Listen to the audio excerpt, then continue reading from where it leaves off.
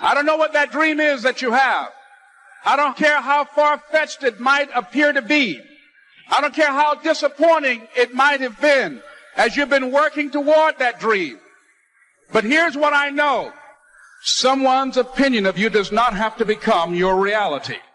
In the process of working on your dreams, you are going to incur a lot of disappointment, a lot of pain, a lot of setbacks. But in the process of doing that, you will discover some things about yourself that you don't know right now. What you'll realize is that you're more powerful than you could ever begin to imagine. Anybody who is determined to do something, who wants something to be different, it will eventually be different. You're gifted, you're talented. God has much bigger plans for you in your life. Everything around you is going to change as soon as you change the things around you. It's very simple. You can be in the hood, change your mind and everything about your bank account, your surroundings, your environment for your kids, the safety of any and everything going on will all change. I'm tired of everybody running around complaining as if you're on the receiving end of whatever this world wants to dump on you and you don't have a choice. It's time to grow up, man. It's time of people to really get out of this, excuses sound best to the person that's making them up. I want you to be successful. I want you to stop coming up with reasons and excuses as to why you're doing the same shit over and over and over and over. You want friends who, when something good happens to you, that's good for you, right? They're happy about that. They're not like all bitter and resentful underground and like saying horrible things behind your back and telling you how they did something that was better and trying to drag you down. It's like, that's not helpful. And then when something bad happens to you and you go to them and you say, look, this terrible thing happened to me. First of all, they don't try to top it with some like horrible thing that happened to them because they don't have the patience to listen. And second, they're not secretly gloating about the fact that catastrophe finally befell you. It's like they're actually hurt by it. And that chapter is an injunction. It's like, take a look at the people that are around you. And if they're not on the side of what's good for you, then walk away. You know, nothing happens unless you change. So change is not our enemy, it's our friend. There's a season that you may go through a difficult period, but that is to wake up your ability to change. You cannot become what you were born to be unless you are willing to change into something you are not. This is why change is so important. I like what it says here. Shakespeare says, sweet are the uses of adversity. We never grow in good times. We never advance unless we're under pressure. Change comes to improve and to advance your life, not to destroy you. I think that we often forget this. And we're going to face hardships. We can't avoid pain. We can't avoid trouble. All we can do is prepare our mindset so that we don't get overwhelmed by our circumstances. A lot of people, when they have a negative circumstance take place in their life, they react negatively to it. And that seems almost natural. In fact, that is natural. If something negative happens to me, my reaction back to it is negative. But this is why you have to change your mindset. Life isn't what happens to you when you're looking. What happens to you when you're looking is called a plan. Life is what happens to you when you're not looking, when your guard is down, when your back is turned. It's going to work on a Friday morning feeling good and having your boss call you in. And you know she has a look on her face and you know that look isn't good. You know the economy isn't so hard and we've got to let you go. And all you can think about are those 3 kids you have at home. You know, life is coming home from work and finding that note on the kitchen table saying, hey, I can't do this anymore. I'm sorry, I love you, but I've got to go. And you're frustrated and you're betrayed and you're furious and you're angry, but all you want to do is hold on. All you want to do is hear those words whispered in your ear, I love you. And no, that's life. How do you handle that? How do you deal with that, those sort of situations? You see, it's been said 100 times, and I'll say it again. You've got to go through it. That's all it is. You've got to go through it. And going through it is not a function of just being courageous. It's not a function of just saying, well, I'm going to close my eyes and see what happens next. It's not that. It's really a function of 3 things. It's a beginning, it's a middle, and an end. And before you go through it, there's a choice. You make a choice to say, well, I'm either going to stay here, or I'm going to be over there someday, somehow. That's a choice. So going through it and thinking about these 3 steps, beginning, middle, and end, you can really save yourself a lot of trouble if you discover something more about yourself. It's called life, and it's not personal. Stuff's going to happen. And if you make it to the 40-yard line, if you can make it to age 40, between 40 and 60, it begins to intensify. All kind of things happen. Between 40 and 60, my mother was diagnosed with breast cancer, finally died. Between 40 and 60, I was diagnosed with prostate cancer. Between 40 and 60, I went through a divorce from someone that I loved very much. Between 40 and 60, I had a nationally syndicated talk show, highest rated, fastest cancer talk show in the history of television. Between 40 and 60, oh, life could have whooping old me. I think the biggest vulnerability you've got is you actually value somebody's opinion more than you value your own. The reason I've been able to always do my thing is when I was 24 and people were like, oh, you work at your dad's liquor store? I heard that as like a chip on my shoulder. You know? I love it. It's like, cool. You know? Like, I'm glad you're on Wall Street making 100,000 buying BMWs and WGs. Like, to me, the way you win is you realize you can't hear nobody. You gotta get real quiet up here. I can't hear anything. You go look at my Instagram right now, my first post, I'll post something, first 100 replies in 1 second. You're Jesus. You walk on water. You're the best. You're the all-time. Can't hear him. The next 100, you're a piece of, you're full of, you're a snake oil salesman. Can't hear him. I'm in my own mind, doing my own thing. And that comes with self-esteem. Everybody's trying to keep up with the Joneses. I'm not worried about you renting out cash from the bank and putting it to your ear. I'm not worried you jumped a fence and took a photo in front of a private plane. What do you think these people are doing? They're posing. When you have goals and dreams you want to achieve, ask yourself the question, who should I count on and who should I count out? And so many people never achieve their goals because they have too many toxic, negative, energy-draining people in their lives. And you have to have goals outside of your comfort zone that will challenge you, because in order to do something you've never done, you've got to become someone you've never been. You know, I was homeless, man. I mean, you know, you're in a position where you're going, I got nowhere to go except up. I might as well keep hustling. I was in comedy. I just wasn't making nothing. All the money I was making, I was sending back home to my wife and kids. That didn't last long. She got tired of that real fast. But I couldn't go back to Cleveland because I wouldn't have enough money to drive back down south to perform. One time I drove to the house in Cleveland. I finally got enough money. I drove to the house in Cleveland and everybody was gone. I didn't see my kids for almost 2 years. They just left, boarded up the house. So next thing...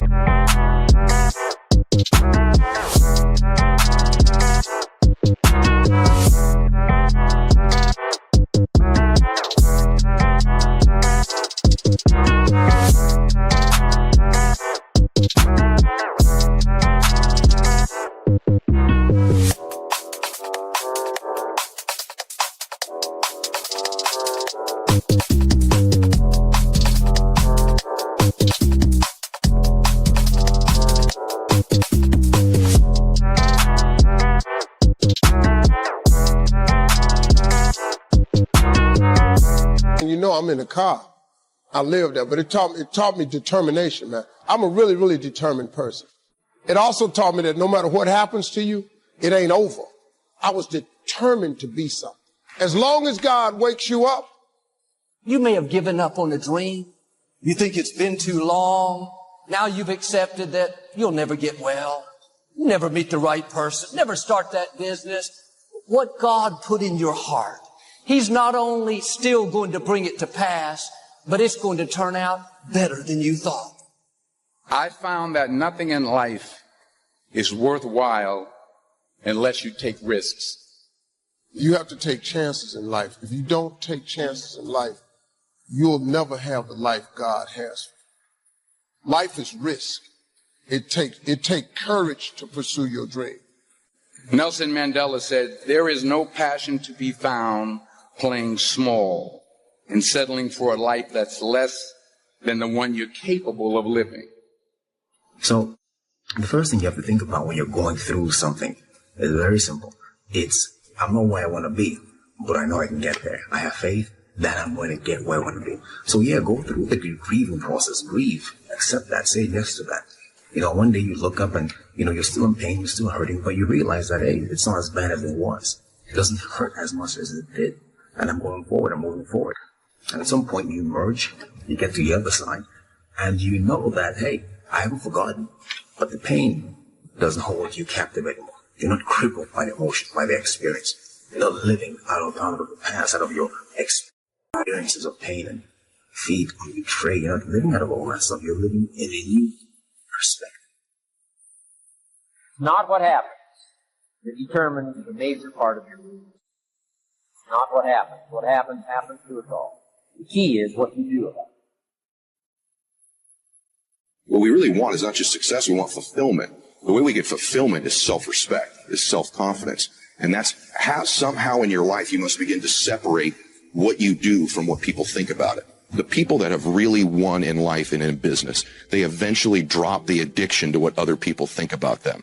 They're most concerned about what they think about them, or if they're a person of faith, of what their God thinks about them, not the rest of the world. Because the higher...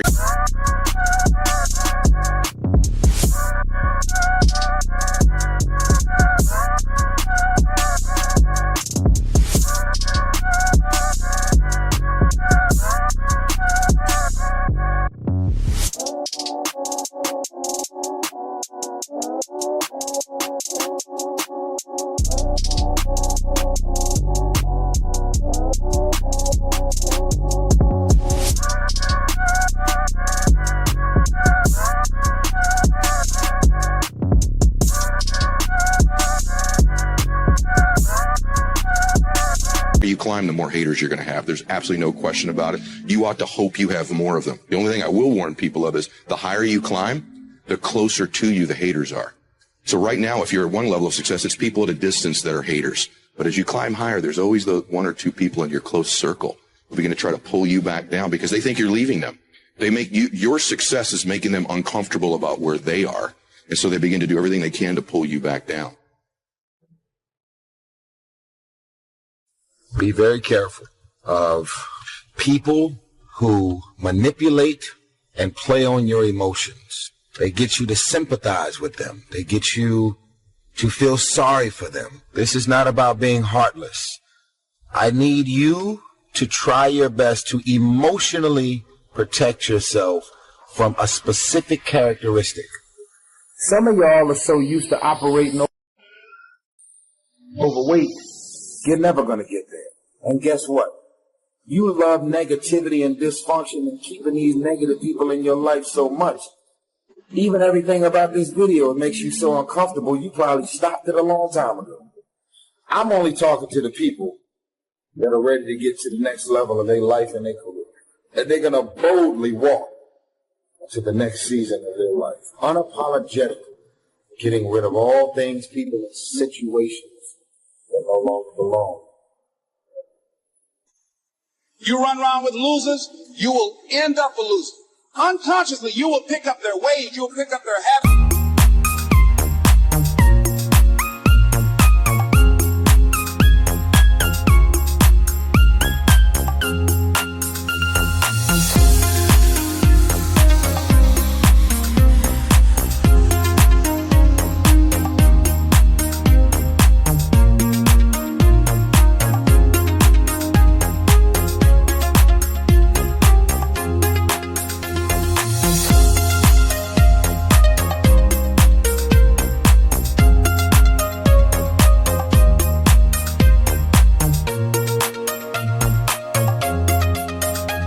You pick up, most importantly, their attitude about life. If you're around cynical, negative people all the time, you will become cynical and negative. Align yourself with people that can encourage you, people that can empower you, people that you can learn from, people that you can grow from. That's very important. You will start that process of change. Do something different the next 90 days than you did the last 90 days, like picking up the bookstore. Do something different like the new health relationship with your family, whatever it is, doesn't matter how small it is. You'll start doing different things with the same circumstances. We cannot change the circumstances, but we can change ourselves. We can change what we do. Anytime you go through something, there's a fight. There's a spiritual fight, an emotional fight, a physical fight, there's some sort of fight. But the key to the whole thing of this fight is that the form is the fight. That's the only thing you should take away from here today. The form is in the fight. What does that mean? It means that you don't get to become this dynamic, creative, courageous, warm, amazing man without going through something. Right? That's what the form is. People are form, and the people, you see them and they stand out to you because you know there's something about them. They figured something out about life. They're attractive to you. They're interesting to you. These people have form because they've gone through something. You know, so don't run away from the fight. Meaning, go through it. Don't be afraid to go through it. Get through it, because at the end of getting through it, I guarantee you there's at least one thing you discover about yourself. You discover that there's a version of you haven't discovered yet. You don't even know exists yet. I don't have to tell you things are bad. Everybody knows things are bad. It's a depression. Everybody's out of work or scared of losing their job. The dollar buys a nickel's worth. We know the air is unfit to breathe and our food is unfit to eat.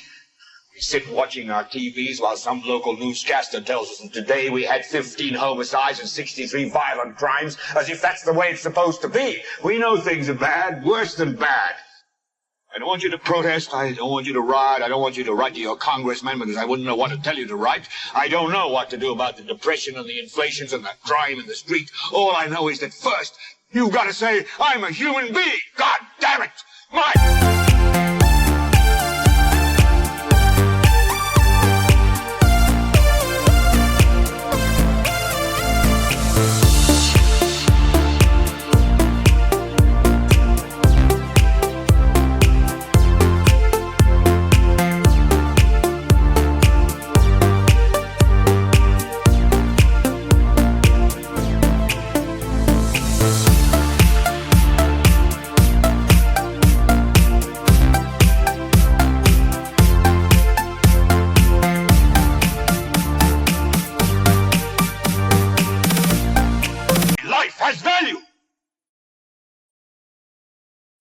You want to align yourself with people who think like you, people who dream like you, people who want more out of life, people that are stretching and searching and seeking some higher ground in life, as opposed to the majority of people. Somebody said, always strive to get on top in life because it's the bottom that's overcrowded. And so you don't want to be on the bottom. See, it's easy to be on the bottom. It doesn't take any effort to be a loser. It doesn't take any motivation, any drive in order to stay down there on a low level. But it calls on everything in you, ladies and gentlemen. You have to harness your will to say, I'm going to challenge myself. Sometimes I have to pull myself out of bed and say, come on, Les. Things I know I should do, I don't do. Things I shouldn't do, I do. I found that the biggest enemy you have to deal with is yourself. There's an old African proverb that says, if there's no enemy within, the enemy outside can do us no harm.